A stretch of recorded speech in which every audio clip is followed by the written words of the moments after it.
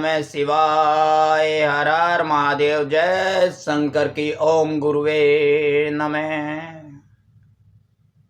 जरा सामने तो आओ प्रभु जी, छुप छुप छुपने में क्या राज है, यूं छुप ना सकोगे परमात्मा, मेरी आत्मा की ये आवाज है। जरा सामने तो आओ प्रभु जी, छुप छुप छुपने में क्या राज है, यूं छुप ना सकोगे परमात्मा, मेरी आत्मा की ये आवाज है। जय शंकर की भक्तों। भक्तों, हम सब ये सारा चराचर मानव जगत इस बात को जानता है कि इस संसार में प्रत्यक्ष दृष्टि से जो चीजें देखी जाती है वो वास्तव में उसका मर्म इस प्रकार सत्य नहीं है जिस प्रकार देखी जाती है। उसको देखने के लिए दिव्य चक्षु की जरूरत है। दिव्य चक्षु जो हमारे मध्य में है, स्वाध्याय की जरूरत है। आजकल हर चीज को व्यवसायीकरण बना दिया गया है। कथा प्रसंग हो, सत्संग हो, पूजा पाठ हो, वो कथावाचक आपको कहता है कि मोह माया में लिप्त मत रहो, माया का त्याग कर दो, सन्यासी हो जाओ। और खुद उसकी आय का स्रोत पूछ लो कितना है, वो क्यों नहीं छोड़ रहा है। अपने पद का मोह, माया का मोह, माया क्यों नहीं छोड़ रहा है। अगर किसी कथावाचक को कोई रिक्शा चलाने वाला या मजदूर अपने यहां गरुड़ पुराण या कथा प्रसंग कराने के लिए बुला लेगा तो नहीं जाएंगे, क्योंकि ना तो वो उनकी सुरक्षा व्यवस्था कर सकता। ध्यान देना भक्तों मेरी बात पर। मैं कहना क्या चाहता हूं, मैं किसी का अपमान नहीं करना चाहता, लेकिन सच्चाई कहकर रहूंगा।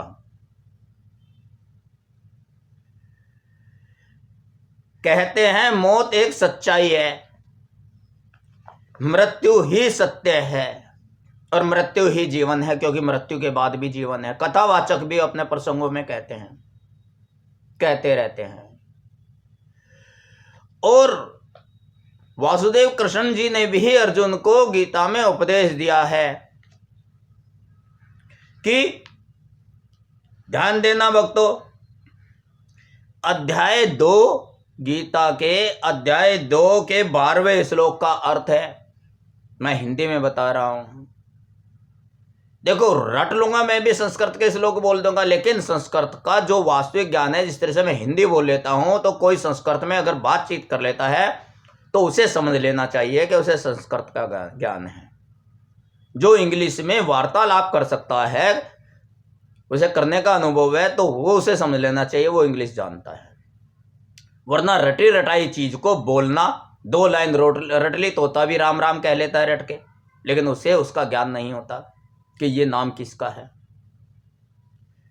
तो इसी तरीके से रटने वाली बात नहीं कहूंगा, मिथ्या आचरण नहीं करूंगा। संस्कृत का विद्वान ज्ञानी मैं नहीं हूं, मैं अपनी आम भाषा में बोलता हूं। जो थोड़ा बहुत संस्कृत का शब्द श्लोक बोल सकता हूं वो किताबी बात है, किताब से पढ़ा हुआ है, उसमें अपना मर्म कुछ नहीं होता मेरा।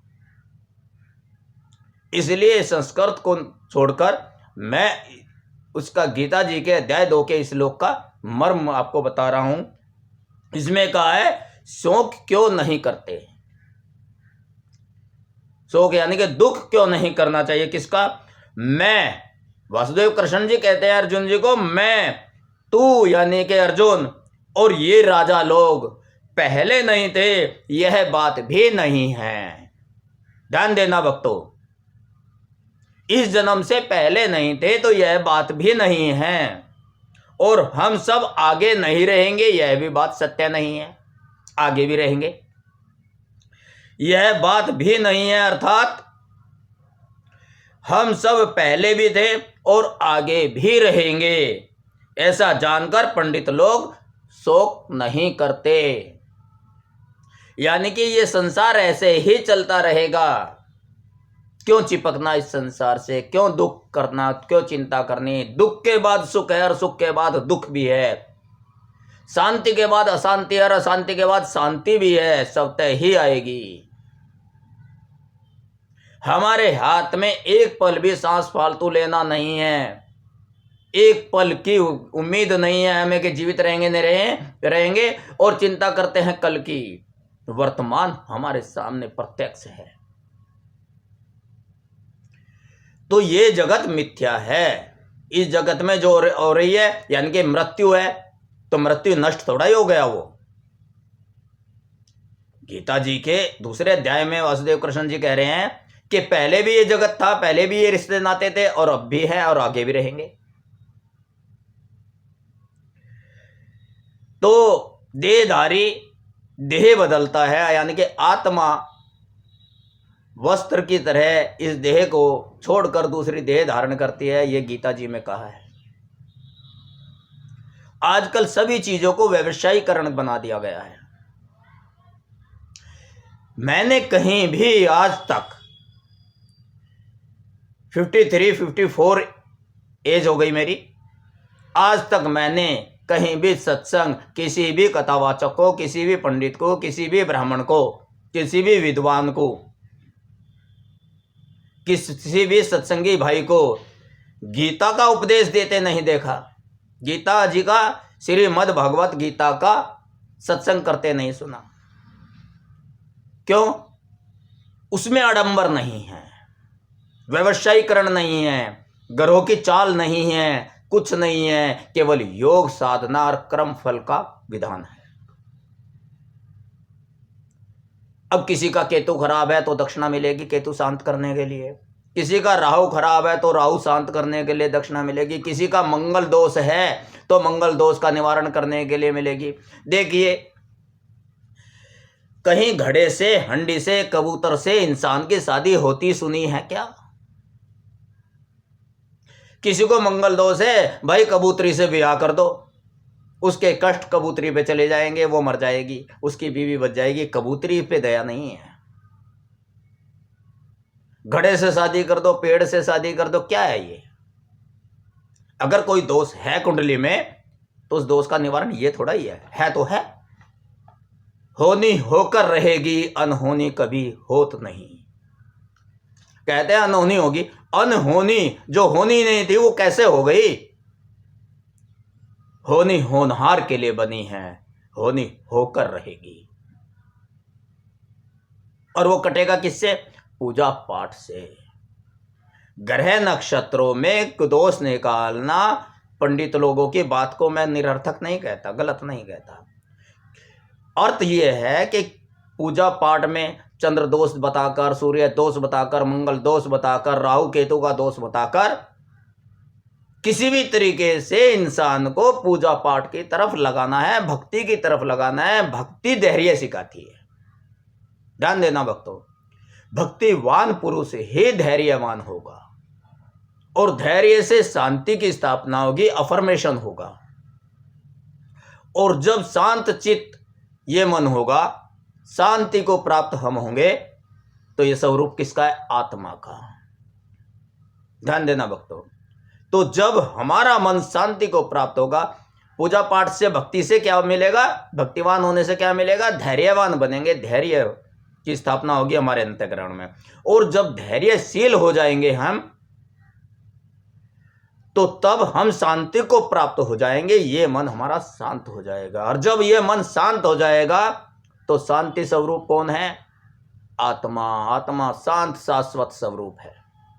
तो आत्मा के गुण हमारे में आ गए, तो यानी कि हम आत्मा में चले गए, यानी कि मन का बल क्षीण हुआ, चंचलता खत्म हुई और आत्म बल बढ़ गया। और आत्मा सो परमात्मा। आत्मबल बढ़ने से ही परमात्मा तत्व की प्राप्ति हो जाती है। तो चाहे ग्रह खराब बताकर, चाहे डराकर, चाहे भयभीत कर कर, किसी भी तरीके से करो, उद्देश्य भक्ति में लगाना है। इसलिए पंडित लोग ग्रह खराब बता देते हैं। अगर ये बता दिया ग्रह खराब नहीं है, सब कुछ सही है, तो कौन पूजा पाठ कराएगा, कौन भक्ति कराएगा? तो भक्ति में लगाने का उद्देश्य है। आज जान लो इस बात को।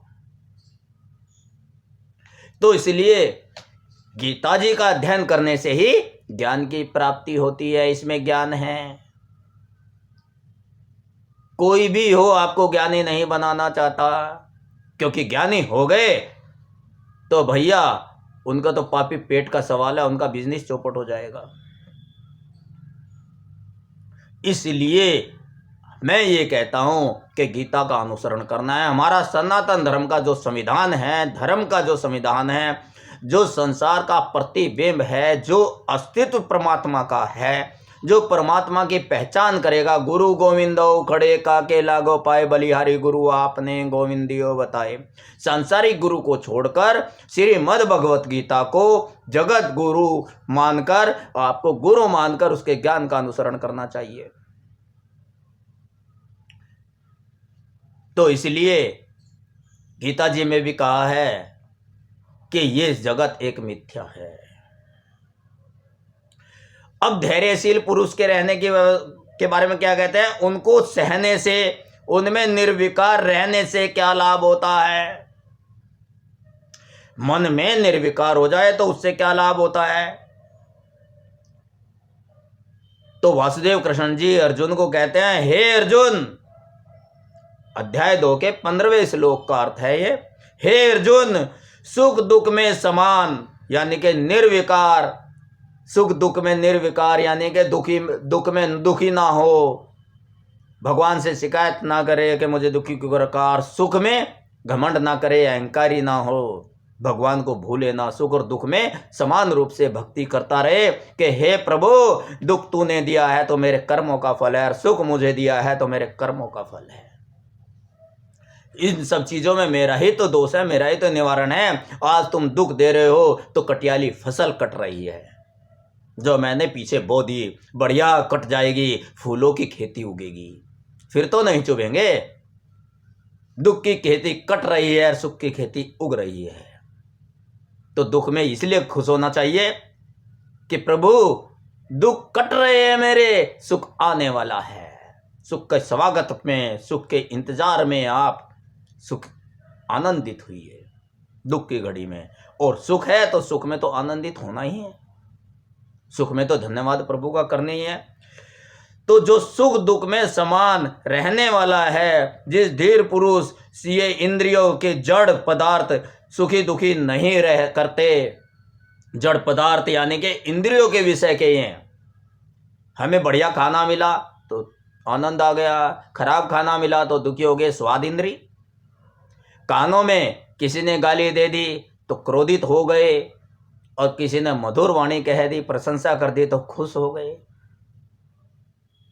कहीं बदबूदार स्थान पर चले गए तो भागने को मन करा, और कहीं अच्छी सुगंध मिली तो उसके तरफ आकर्षित हो गए।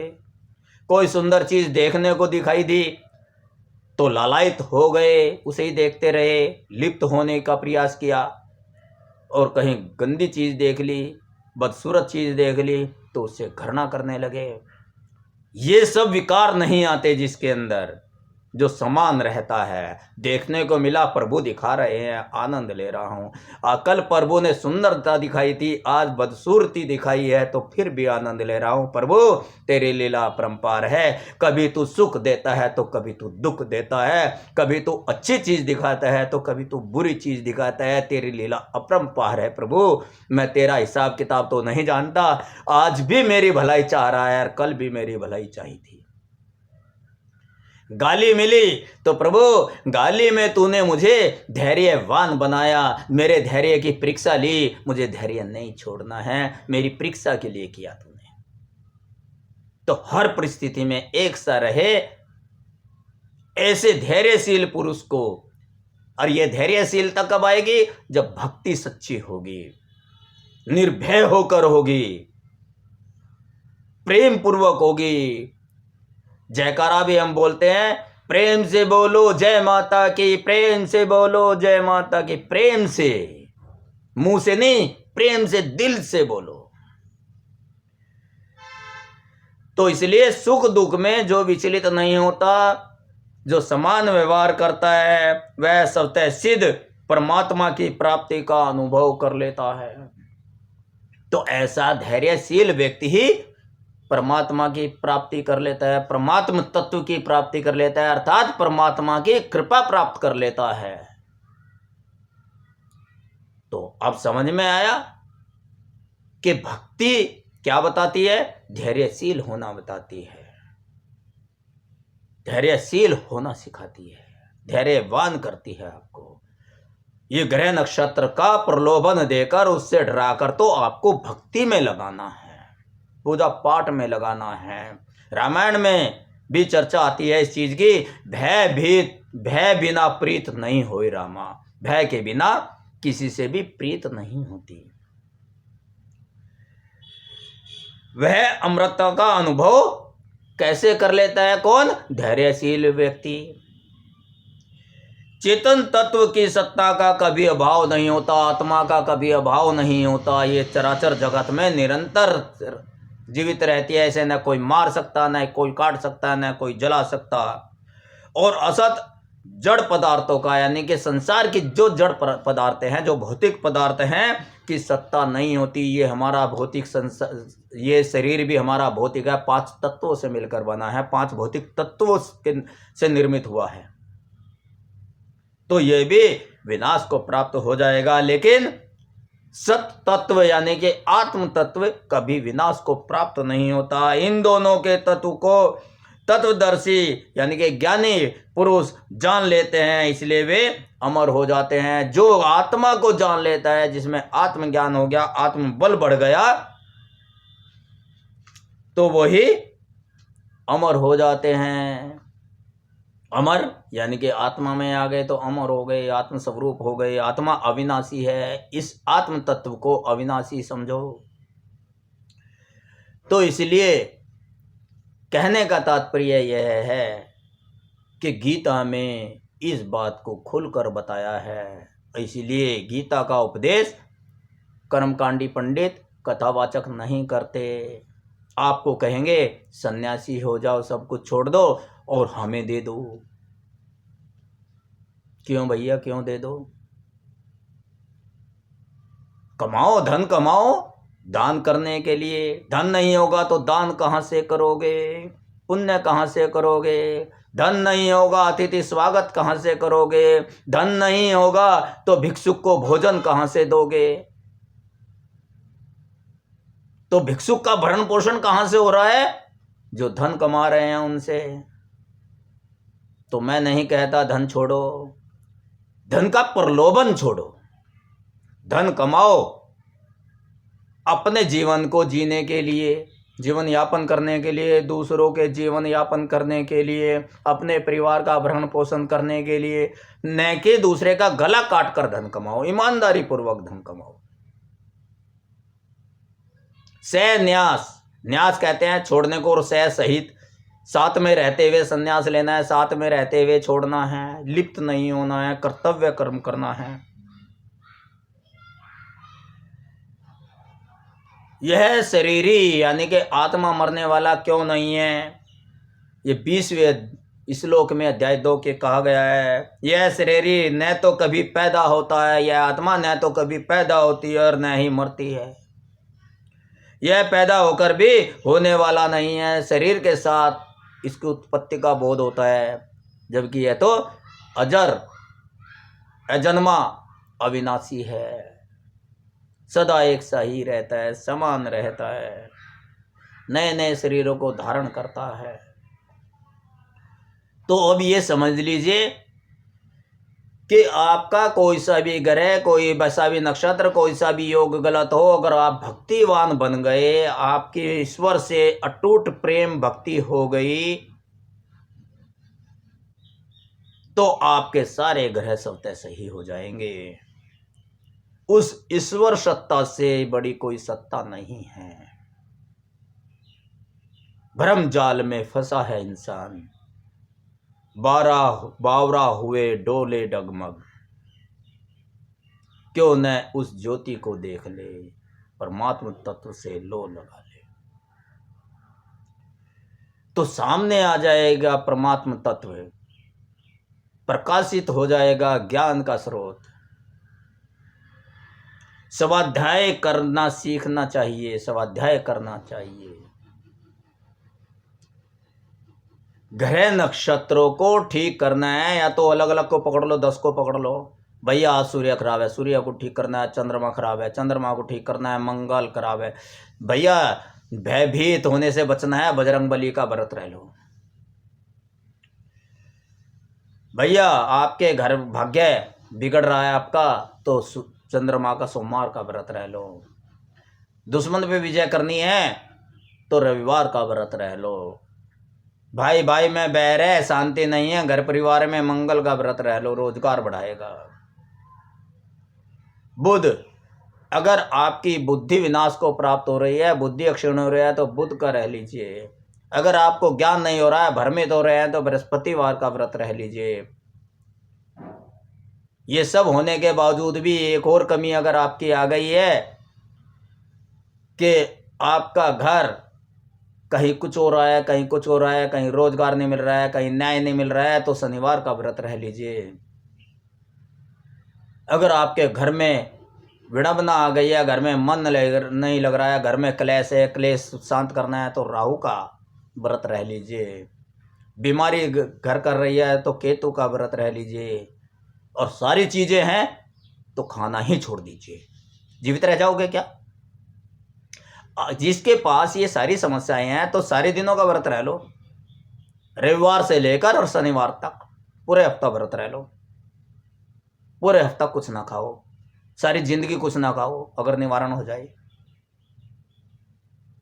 सारी जिंदगी पूजा पाठ करते रहो और खाओ कुछ ना, निवारण हो जाए तो।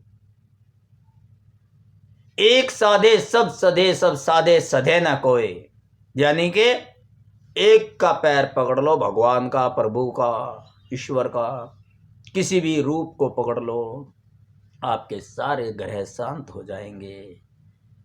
पर समस्या की पोटली छोड़कर फेंकनी होगी। फेंक दो कुएं में, गहरे कुएं में फेंक दो, गोते लगाने दो। सर पे समस्या की टोकरी नहीं लेनी है। आप तो समस्याओं की पूजा कर रहे हो। फिर भक्ति भजन में ऐसे रमे तो समय का किसको ज्ञान। भक्ति भजन में ऐसे रमे तो समय का किसको ज्ञान। जीवन कट जाए पलों के समान। भज मन नारायण नारायण नारायण, श्रीमन नारायण नारायण नारायण।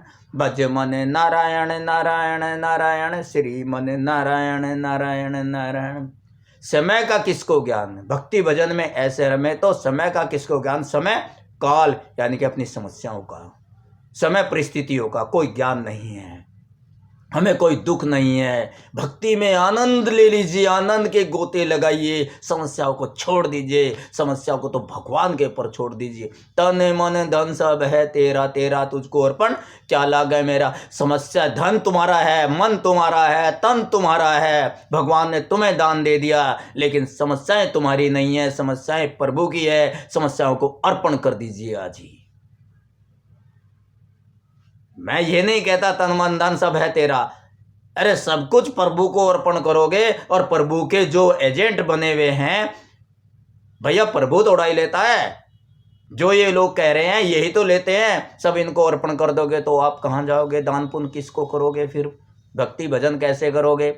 और जोत के लिए घी कहाँ से लाओगे? जोत के लिए घी लाने के लिए भी तो पैसे चाहिएंगे। फिर आपको कोई दान दे, फिर आप कटोरा उठा लो। नहीं, आपको क्या करना है? तन मन धन सब आपको दे दिया प्रभु ने आपके जीवन यापन के लिए, तभी तो आपके पास आया। नहीं तो कुछ लोग हैं जो जूतों को रोते, कुछ लोगों के पांव नहीं होते। कुछ लोग तो ऐसे हैं जिनको जूते खरीदने के भी पैसे नहीं हैं, और कुछ लोगों के पांव नहीं होते, जेब में पैसा तो है लेकिन पांव कट जाते हैं, पांव कटे हुए होते हैं, वो जूता नहीं पहन सकते।